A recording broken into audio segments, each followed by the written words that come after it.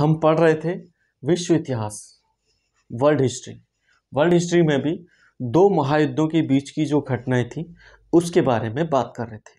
तो आज हम बात करेंगे आर्थिक महामंदी के बारे में, ग्रेट इकोनॉमिक डिप्रेशन या क्राइसिस के बारे में। आज इसके बारे में भी देखेंगे कि इसके रीजंस क्या क्या थे, किस वजह से ये आर्थिक मंदी आई थी, जो कि विश्व की सबसे बड़ी आर्थिक मंदी कहा जाता है। तो इसके रीजंस को जानने से पहले हम देख लेते हैं कि इसकी ऐसी कौन सी परिस्थिति होती है जिसको इकोनॉमिक क्राइसिस कहा जाता है।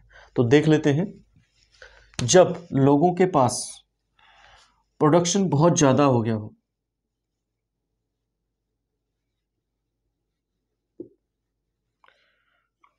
प्रोडक्शन बहुत ज़्यादा हो गया हो और लोगों के पास खरीदने की क्षमता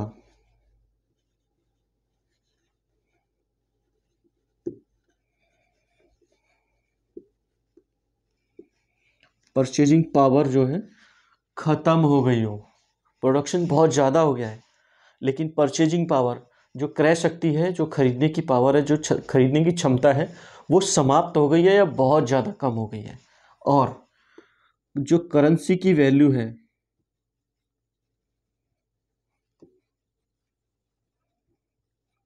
करेंसी की वैल्यू क्या होती है, गिर जाती है इसमें। तो ऐसी परिस्थिति को इकोनॉमिक क्राइसिस कहा जाता है, जो कि उस समय हुआ था और ये बहुत बड़े लेवल पे हुआ था। इसी वजह से इसको महामंदी कहा जाता है, ग्रेट इकोनॉमिक क्राइसिस या डिप्रेशन इसको कहा जाता है। ये शुरू हुई थी 1929 को। इसका तात्कालिक कारण था वॉल स्ट्रीट का आर्थिक संकट, इकोनॉमिक क्राइसिस। वॉल स्ट्रीट जो कि अमेरिका में है, जब न्यूयॉर्क एक्सचेंज के, जो भी न्यूयॉर्क स्टॉक एक्सचेंज है, उसमें क्या हुआ कि उसके जो भी शेयर्स थे, उनकी जो वैल्यू थी, उनके जो रेट थे, बहुत ज़्यादा गिर गए थे। शेयर की जो प्राइस था वो बहुत ज़्यादा गिर गया था, जिसकी वजह से ये महामंदी स्टार्ट हुई थी। तो आज देख लेते हैं इसके रीजंस क्या क्या थे आर्थिक महामंदी के कारण। पहला था युद्ध से उत्पन्न परिस्थितियाँ। प्रथम विश्व युद्ध 1914 से लेकर 1919 के बीच हुआ था। इसमें जब ये युद्ध हो रहा था तो उसमें क्या हुआ कि युद्ध की जो भी सामग्री थी, हथियार वगैरह, जो भी बंदूक, जो भी हथियार, गोला बारूद जो भी था, उनका डिमांड एकदम से बढ़ गया।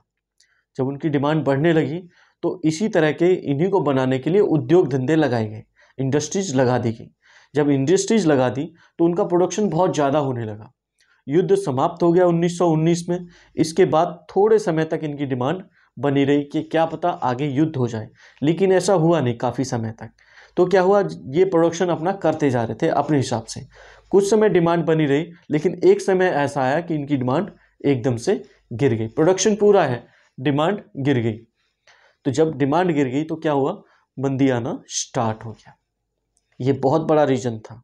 आपने उद्योग धंधे लगा दिए, प्रोडक्शन भी खूब कर दिया, लेकिन उसको खरीदने वाला कोई नहीं है, तो क्या होगा, मंदी आएगी। ये भी एक बहुत बड़ा रीजन था। अगला है उद्योग धंधों का मशीनीकरण। जब बहुत सारे जो भी किसान थे, मजदूर वर्ग था, वो सभी युद्ध में सैनिक के रूप में भर्ती कर दिए गए थे। तो क्या हुआ, लोगों की कमी पड़ गई। यूरोप में लोगों की कमी पड़ गई तो देखा कि आसपास के जो भी देश थे जो इसमें युद्ध में लगे हुए थे, उसमें क्या हुआ, उद्योग धंधे जो भी लगे हुए थे उनका मशीनीकरण होने लगा। जब मशीनीकरण होने लगा तो बहुत सारे लोगों का काम एक ही मशीन द्वारा होने लगा। जब मशीनों का, एक ही मशीन का बहुत सारी जो भी काम थे वो एक ही मशीन से होने लगा, तो जो लोग उसमें लगे हुए थे वो क्या हो गए, बेरोजगार हो गए। जब उनके पास पैसा ही नहीं बचेगा कोई चीज़ सामान खरीदने के लिए, तो जो भी प्रोडक्शन किया जा रहा है उस देश में, तो उसको खरीदेगा कौन। तो ये भी एक कारण बना, मशीनीकरण भी एक कारण बना कि ये आर्थिक मंदी आई थी। जब हम बहुत ज़्यादा मशीनीकरण कर दें, मशीनीकरण करने से क्या होगा कि लोगों की जो रोज़गार की जो क्षमता होती है, रोज़गार में जिसमें लगे हुए हैं, वो कम हो जाती है। तो अब उनके पास रोज़गार कहाँ से आएगा, जब रोज़गार नहीं होगा तो उनके पास पैसे नहीं होंगे। पैसे नहीं होंगे तो वो चीज़ें खरीद नहीं पाएंगे, तो आपके प्रोडक्शन का कोई फ़ायदा नहीं होगा। ऐसी कंडीशन मंदी लेके आती है, महामंदी आती है इससे।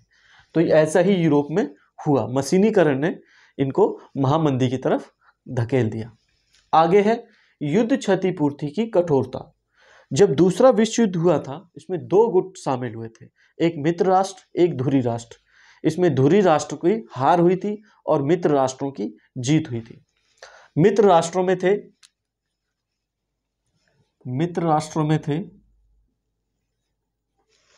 ब्रिटेन, फ्रांस, इटली,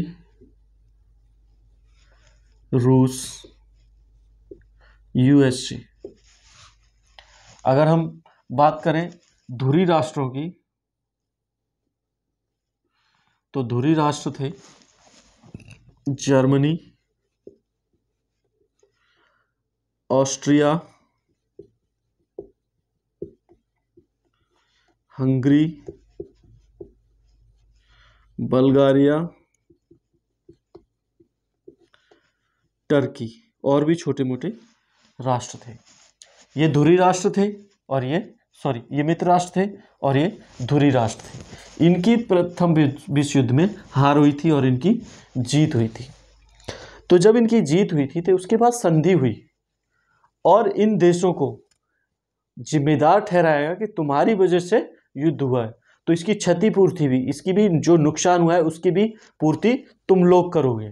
तो इन पे इतनी सारी कठोर दरें लगाई गई और इतनी सारी कठोर जो भी हर्जाना इनसे लिया गया, जो कि बहुत बड़ा था और बहुत ज़्यादा असहनीय था, जिसको सहन नहीं किया जा सकता था, इतनी ज़्यादा था। तो युद्ध की जो क्षतिपूर्ति थी वो बहुत ज़्यादा कठोर थी।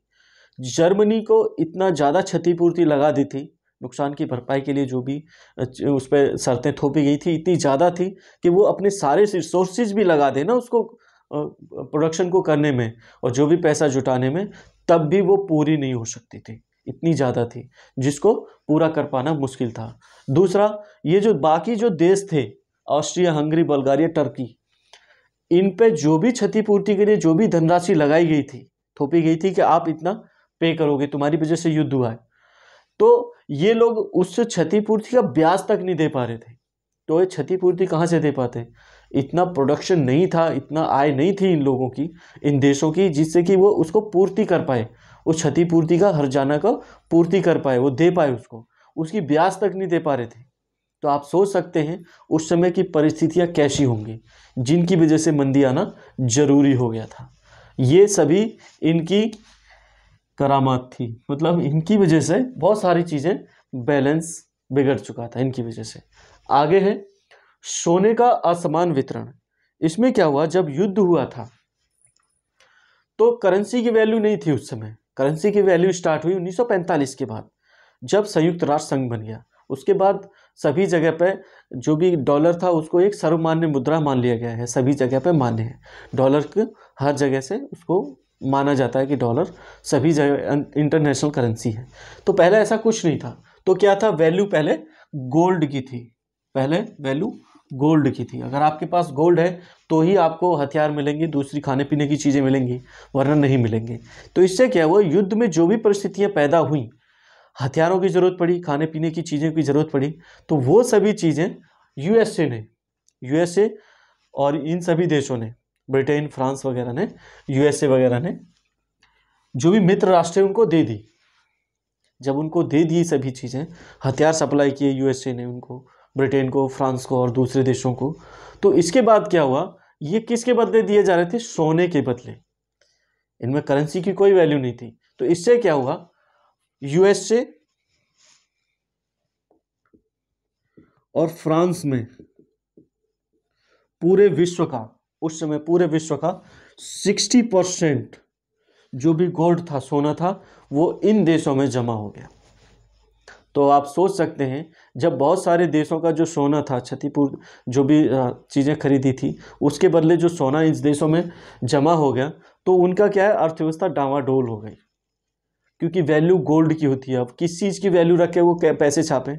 इससे क्या हुआ, उनकी अर्थव्यवस्था पूरी तरह से तहस नहस हो गई। तो मंदी आना जरूरी हो गया था, इसी वजह से मंदी आई। आगे है आर्थिक राष्ट्रीयता की भावना का विकास। इसमें क्या हुआ, ये क्या चीज़ होती है, बहुत सारे देश जो उस समय विकास कर रहे थे, यूरोप के बहुत सारे देश, इसमें क्या हुआ, वो देश अपने देश की चीज़ों को आगे बढ़ाने के लिए जो दूसरे देशों से प्रोडक्शन हो रहा था उसको हतोत्साहित करने के लिए, रोकने के लिए उन चीज़ों पे बहुत ज़्यादा टैक्स बढ़ा दिया था। जब उनका टैक्स बढ़ा दिया गया था तो वो सभी चीज़ें बॉर्डर पे ही रोक दी गई थी कि आप अपनी चीज़ें अपने पास रखिए, हम यहाँ जो भी बना रहे हैं उससे काम चल रहा है। इससे क्या हुआ, जो दूसरे देशों का जो व्यापार एक दूसरे के साथ चल रहा था वो सभी चीज़ें ख़त्म होने लगी।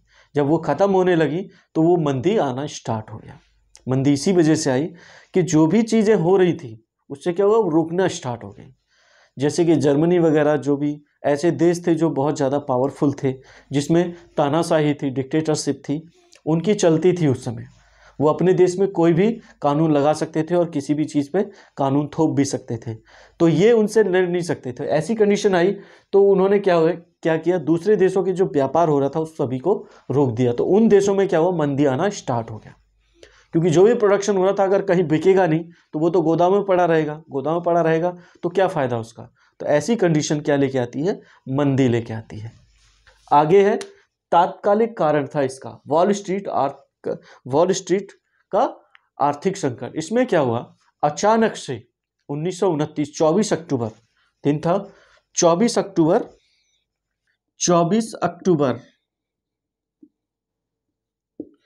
1929 अचानक से न्यूयॉर्क स्टॉक एक्सचेंज के जो भी शेयर्स थे, उनकी जो भी वैल्यू थी उनकी वैल्यू एकदम से गिर गई, एकदम से धड़ाम हो गए। तो क्या हो गए, लोग शेयर बेचने के लिए पागल हो गए, जल्दी से जल्दी शेयर बेचना चाहते थे ताकि उनका पैसा रिकवर हो जाए। और कुछ ही टाइम में बहुत ज़्यादा कीमतें गिर गई। इससे क्या हुआ, जो भी बैंक थी, जो भी साहूकार थे, उनका दिवाला निकल गया। इस चीज़ का असर क्यों हुआ, क्योंकि सभी देश यूएसए से किसी न किसी रूप में जुड़े हुए थे। जब ये संकट यूएसए में आया, अमेरिका में आया, तो इस चीज़ का असर पूरे विश्व पे पड़ा, जिसकी वजह से पूरी महामंदी पूरे विश्व में फैल गई। इससे सभी देशों पे, लगभग विश्व के सभी देशों पे कुछ न कुछ, किसी न किसी तरह का असर जरूर पड़ा। तो ये थी हमारी आर्थिक महामंदी के कारण, जो कि पूरे विश्व में कहीं ना कहीं जरूर देखे गए। तो मिलते हैं अगले वीडियो में, आज के लिए इतना।